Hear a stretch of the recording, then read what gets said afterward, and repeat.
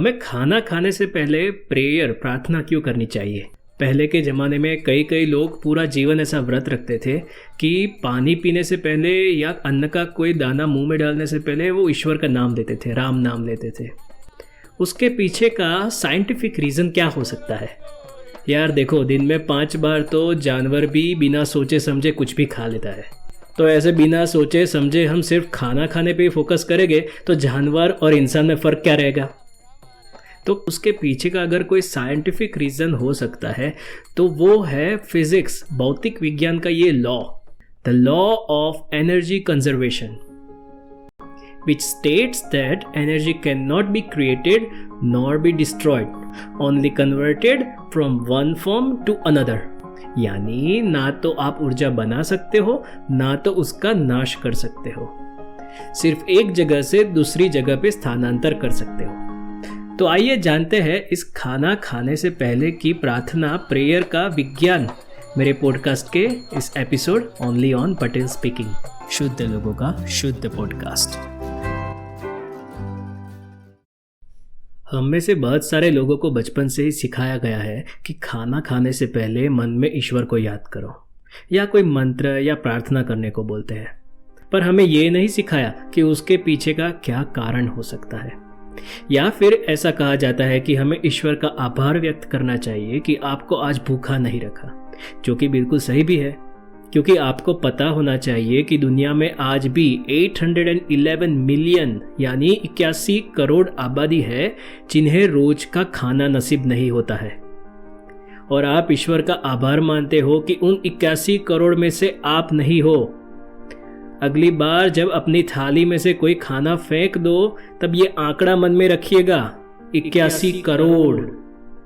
Anyways, पर आज हम बात करेंगे साइंटिफिक रीजन की कि खाना खाने से पहले क्यों प्रार्थना या मंत्र या अपने अपने ईश्वर को याद करना चाहिए। भौतिक विज्ञान फिजिक्स में किसी भी दृश्यमान चीज को 2 हिस्से में बांटते हैं। पूरे ब्रह्मांड की हर एक चीज सिर्फ ये 2 हिस्सों में बनी है, एक matter which is visible and 2 energy, ऊर्जा। इट कैन बी विजिबल और इनविजिबल। जैसे ये हमारी ह्यूमन बॉडी है, जो कुछ भी दिखता है वो सभी मैटर है, जैसे आँख, नाक, कान, मुंह, किडनी, फेफड़े, ये सब जो दिखता है एवरीथिंग इज मैटर, जिसको आप काट कुट कर सकते हो, उसका प्रयोग कर सकते हो, जोड़ तोड़ कर सकते हो, ट्रांसप्लांट कर सकते हो। पर उस शरीर को जीवंत रखता है उस अदृश्य एनर्जी, इनविजिबल एनर्जी, ऊर्जा, जिसे हम कहते हैं आत्मा, सोल। तो ये हो गया मैटर और एनर्जी। So number 1, matter. तो मान लो सबसे पहले कोई भी खाना, फल या सब्जी आप घर पे लाते हो तो उसे आप फिजिकली धोते हो कि कोई जर्म्स या वायरस या कोई सूक्ष्म जीव या किसी का हाथ का मैल या कुछ भी लगा हो तो आप उसको पेट में जाने से पहले ही साफ कर दो ताकि कोई बीमारी ना लगे। ये तो हो गया उसका physical cleaning, we can say cleaning the matter part, right. Now the second part is energy. Energy is the ability to cause change, जैसे कि light, heat, electrical energy, mechanical energy, कोई भी प्रकार की एनर्जी हो सकती है, विच कैन बी विजिबल और इनविजिबल। उसको आप देख भी सकते हो या नहीं भी देख सकते हो, पर उसकी इफेक्ट बिल्कुल आपको फील हो सकती है। जैसे इलेक्ट्रिकल एनर्जी किसी ने पास होते हुए नहीं देखी होगी, पर अगर भूल से छू लिया तो लगेगा ना 440 का झटका। तो ये एनर्जी 2 प्रकार की होती है, एक positive energy and negative energy. किसी भी फूड, किसी भी खाने की चीज़ को उसके बीज, उसके सीड या दाना बनने से लेके आपकी थाली तक पहुंचने की पूरी जर्नी के बारे में कभी विचार करें। किसी किसान ने उसे उगाया होगा, फिर वो कितनी जगह या प्रोसेसिंग फैक्ट्री से जाने के बाद फिनिश्ड होकर मार्केट तक पहुंचा होगा। अगर इंपोर्ट या एक्सपोर्ट होता है तो कितने हवाई जहाज़ों से आया होगा, क्या पता उसके आसपास और भी कैसी कैसी चीज़ें रखी होगी। फिर जाके हम में से किसी ने उसे स्टोर से खरीदा होगा और अपने घर या किसी रेस्टोरेंट तक पहुंचा होगा। अब आपका अनाज जब इतनी सारी एनर्जी, इतनी सारी ऊर्जाओं में से गुजर के आपके पास आता है, तब ना जाने कितनी नेगेटिव एनर्जी भी ट्रांसफ़र हुई होगी, जिसे आप अपनी आंखों से नहीं देख सकते हो। यहाँ हम इलेक्ट्रिसिटी या लाइट वाली एनर्जी की बात नहीं करते हैं, हम बात करते हैं ऐसी कई इनविजिबल एनर्जीज जिसे आप देख नहीं सकते हो, और हो सकता है कि फिजिक्स, भौतिक विज्ञान भी अभी वो जानने में सक्षम ना हो। Let's say for example emotional energy. कुछ भी देखने, सुनने या सोचने मात्र से आप अगर रो पड़ते हो, जो आपके इमोशंस को एक सेकंड में चेंज कर देती है, तो वो भी तो एक प्रकार के एनर्जी ट्रांसफर ही तो हुआ ना। और भी कई सारी एनर्जी हो सकती है, जैसे ब्लैक एनर्जी, काला जादू, ब्लैक मैजिक, सुना है ना। रास्ते पे नींबू पड़ा देखा होगा आपने। वो एक प्रकार से किसी ने ट्रांसफर की हुई भयंकर नेगेटिव एनर्जी है जो उस नींबू में स्टोर की गई हुई है। जरूरी नहीं है कि सारी नेगेटिव एनर्जी की असर हर एक व्यक्ति को एक समान ही देखने को मिले। किसी में कम, किसी में ज्यादा हो सकती है। You can try by yourself if you want, but on your own risk. तो जब हम खाना खाने से पहले ये प्रार्थना करते हैं ना, प्रेयर करते हैं, तो हमारे अंदर एकत्रित की हुई पॉजिटिव एनर्जी को एक तरीके से ट्रांसफर करते हैं कि वो जाके आपके खाने को पॉजिटिव चार्ज करें। और अगर कोई भी नकारात्मक ऊर्जा हो, कोई नेगेटिव एनर्जी हो, तो उसका असर कम करें। जैसे किसी को राम नाम में श्रद्धा ज़्यादा है, या फिर हो सकता है राम में नहीं, शिव में, या बुद्ध, महावीर, जीसस, या कोई भी अपने गुरु पे श्रद्धा है। तो जिस किसी शक्ति स्रोत में आपको श्रद्धा है, सब है तो एक ही, तो उनका नाम लेके या उन्हें सिर्फ याद करके खाना खाया जाए तो शरीर की सारी पॉजिटिव एनर्जी उस नाम, उस विचार, उस बिलीफ में स्टोर रहती है।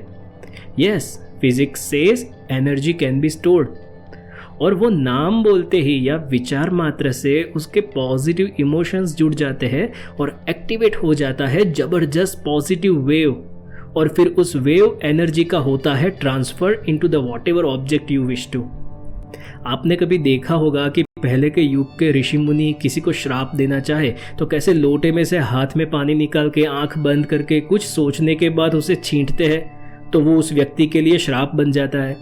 बिल्कुल same logic, but their intention, their sharp focus are in very high intensity than normal people like us.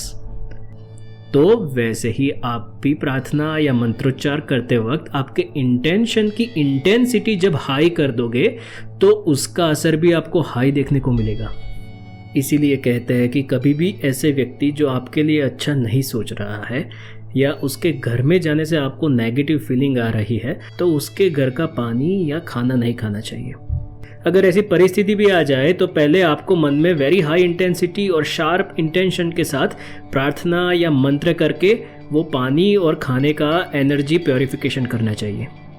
और अगर कोई मंत्र ना भी पता हो तो all time favourite multipurpose most powerful मंत्र गायत्री मंत्र के ऊपर कभी भी किसी भी परिस्थिति पे आप ध्यान कर सकते हो। तभी तो आप सोचिए कि हमेशा क्यों आपको माँ के हाथ का खाना संतुष्ट कर देता है।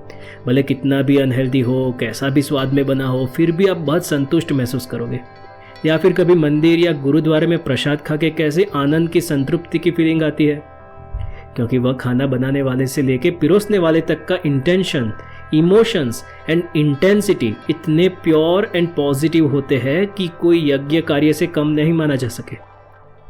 तभी तो गीता में श्री कृष्ण ने भी कहा है ना, चैप्टर 3 वर्स 13, यज्ञ शिष्टाशिन संतो मुच्यन्ते सर्वकिल्बिषे मुच्यन्ते ते त्वदन पापा ये पचन्त्यात्म कारणात्।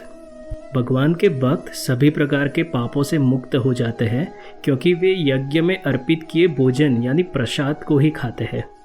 अन्य लोग जो अपने इंद्रिय सुख के लिए भोजन बनाते हैं वे निश्चित रूप से पाप खाते हैं। The spiritually minded who eat food that is first offered in sacrifice are released from all kind of sin. Others who cook food for their own enjoyment verily eat only sin. तो अगर ऐसी अच्छी और शुद्ध बातों को सुनना चाहते हैं तो सब्सक्राइब करें मेरे YouTube चैनल पटेल स्पीकिंग। मिलते हैं अगले एपिसोड, तब तक के लिए हरे कृष्णा, हर हर महादेव।